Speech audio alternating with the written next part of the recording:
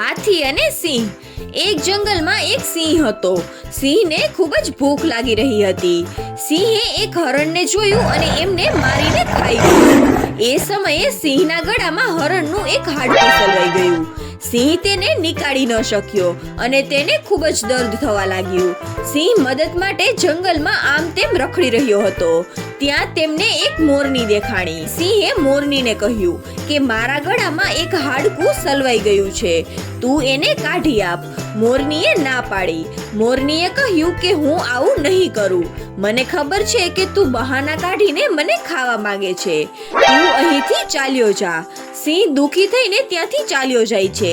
ત્યાં જ તેને એક રીંછ દેખાય છે. સિંહ એ રીંછ પાસે ગયો અને કહ્યું કે મારા ગળામાં એક હાડકું સલવાઈ ગયું છે, મહેરબાની કરીને એને કાઢી આપને. રીંછે કહ્યું કે હું ખૂબ જ થાકી ગયો છું અને મને ખૂબ જ ઊંઘ આવે છે, તો તું અહીંથી ચાલ્યો જા. હું તારી કોઈ મદદ નહીં કરી શકું. સિંહ ફરીથી દુખી થઈને આગળ ચાલ્યો જાય છે. ત્યાં જ તેને એક હાથી દેખાયો. હાથી એ કેરીના ઝાડ નીચે ઊભો હતો. તેને ખૂબ જ ભૂખ લાગી હતી. હાથી એ કેરીને ખાવા માંગતો હતો, પણ કેરી એ ખૂબ જ ઊંચી હતી એટલે હાથીની સૂંઢ એ કેરી સુધી પહોંચતી ન હતી અને તે ઝાડ પર તો ચડી શકતો ન હતો. તેને હાથી ખૂબ જ દુખી દેખાય છે. સિંહ એ હાથી પાસે જાય છે અને હાથીને કહેવા લાગે છે કે હું તારી મદદ કરીશ, પણ પહેલા તારે મારી મદદ કરવી પડશે.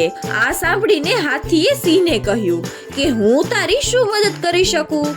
સિંહે કહ્યું કે મારા ગળામાં હાડકું સલવાઈ ગયું છે, મહેરબાની કરીને તું એને કાઢી દે, પછી હું તારી મદદ કરીશ. સિંહ એ હાથીને મોઢું ખોલીને સલવાઈ ગયેલું હાડકું બતાવે છે અને હાથી એ હાડકું કાઢવા માટે તૈયાર થઈ જાય છે.